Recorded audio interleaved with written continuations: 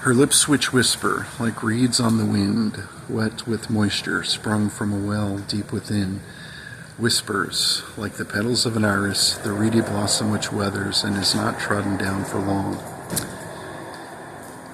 50-1 and near to be outdone. Talking about the lout here. So these two parts I originally wrote back right before the 9/11 attacks. And a little bit going on there, but something was definitely missed, and it comes down to someone being near to be outdone. Like I said, we had them all shut down, but someone was near to be outdone. What darkness lurks behind those eyes, what logic yields such bitter lies, what methods lost have gathered hither, what frail flower comes to wither. Latent fears before deaf ears will fall to lower places. Confounded mess, what walls address, ignored what subtle graces. Again the swell has fallen forward, the truth forsook, forgot anew. Interlopers come before one, at length begot, mistook for fool. Lame lips besmirch on lying orb, lame ears that glean a rotten code. Becurse one was once adored, foul testament which should be ignored. Lame lips becurse yon fallen love, lame hearts misbeads a fallen dove. What fool ignored the come-between, demon seed, feaster of dreams. Begat the fool for want of wonder, beshat the one triumphant thunder. Again the swell is not ignored, the lie again begins anew. What worm who sow a feller faunt, what fools desire, darker want. Lame lips adore such twisted words, lame hearts deplore, lame lips discord. Fortunes lost on mindless waste, hollow will, however chaste. Habits forming, there's the cure, addictions ever will endure. Interlopers' hearts are naught, another's love they often want. For better love their hearts desire than they did earn of life so dire. So gather thus behind the lout, with lines rehearsed, the easy out. Had you a mind to call your own, to invent those lines another's sown? The further froth of such conjecture, a liar's lie, what fools would lecture. Fond fictions fraught with others' perils, invented such by minds so narrow. The dim of whom from thought refrain, the ones of thought they do without. The duds whom all would share in brain together stand behind the lout. So fall in line behind your leader, a price for power you now must pay. Bonds of darkness you now must heed her, for future freedom you now can pray.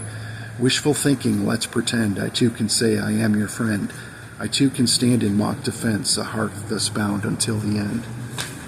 Hither prattle not forsaken, heartless hearts of stone are never taken. Given often, never kept, drier tears are never wept. Colder fish can be recalled, bolder louts of less resolve. Such gifts of salt can be dissolved and placed away from fertile ground. And death is waiting oh so near, heartless louts would quake with fear, had they a mind of such awareness, bound for hell and oh so careless. For such it costs to serve the lout, her master shrouds their lives in doubt. Security's sake they'll not deplore, foul actions reap a just reward. Gather thus and not be taken, hither lies, be not mistaken. Erroneous words for hungry ears, banter for to build such fears. Shackled thus behind the lout, interloped, left love in drought. Their debt for which their master came, to pay in full themselves to blame. One-way journey undertaken, shackled such and thus forsaken. The time is past to be mistaken, from nightmares they will not awaken. For truth is often not the loudest, nor the strongest, or the proudest, often heard by finer ears and found to plenty mongst the modest. Its strength is had by stouter hearts of much resolve and better smarts.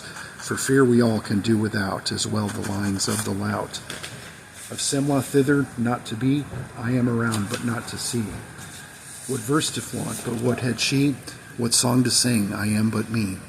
I am but me, and you are not. I will be when you all rot.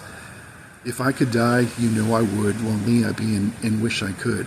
Your anger thus I do not mind. Eternal life is so unkind. Be my friend here by my side. Angry, yes, just get in line. Sing my songs, be with me too. They make me anything but blue. Yes, my skin is made of gold. When the world was young, I was old. The nether neither nowheres meet. Their carcasses crawling, cringing, creeping. Surpass them all, the spiritual thief, tangled intangibles and strangling strings. Pompous, pious pretenders be, lacking luster, blustered bother. Such righteous claim my soul, it seems, my dreams they wholly wantonly smother. Much more to be had by spiritual thieves, no faith here but common belief. Judge them all and rip asunder, be as God and speak as thunder. Take as yours what's ours and theirs, choose your excuse with mocking cares. Moving up, is that what you think? Such ways lead down perpetual stink. Each one as one shall be recalled, not as fodder for the prim. Ascendant noses primed to fall, unseen were steps upon the whim. Never nether nowheres wander, easy prey they'll often seek. Of theirs they'll always ever squander, rape the good and drain the meek. The primping piglet made for water, the wanton ducks were growing hotter. The lying nether nowheres lay on their couches, lives at bay. Lidless, listless, lifeless dreams, laughless neither, never screams. Never nowheres ever be, somewheres drowning, saltless seas. What dreams are dreamt till morning's light, what longing sated through the night. When images pass on as they do sleep, what dreams are had by wolf-clothed sheep. Northwesterly the mountains be, volcanoes long extinct. But don't ask me what year it be, 326 I think. The Sutton flowed through upland wold, a glacier-carved crevasse. What vineyards lay amidst decay and fertile mountain pass. Majestic tarn nearby a barn, or cellars cast to keep, were fruit a mine caught in a bind, goblins for to reap. A weary lass trapped in the pass by Izzard's rapt attention. She hid below in cellars low for pregnancy's prevention. Fair maiden lie, due to cry, in perils fraught with woes. In ebon light and somber fright against the night she rode. What stallion's fate by moonlit lake, where beasts of night had risen, he fought well and broke the spell of fright the maiden was in.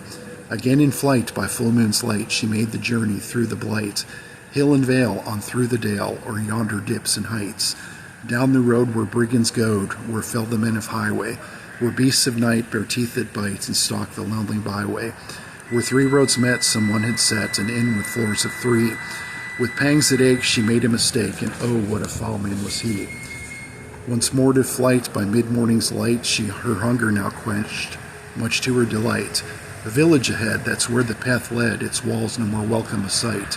What walls great and mighty grew less than unsightly, they ceased in a matter of paces.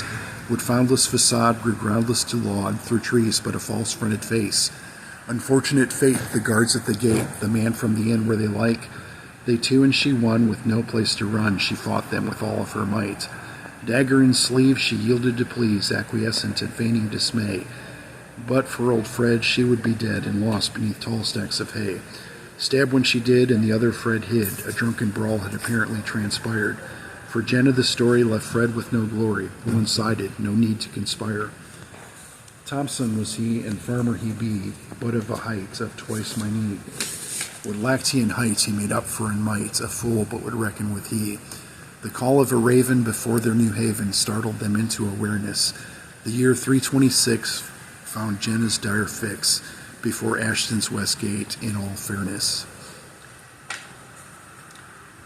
Yeah, I just learned that my landlord has a relative who's one of the hostages being held by Hamas over there in the Gaza.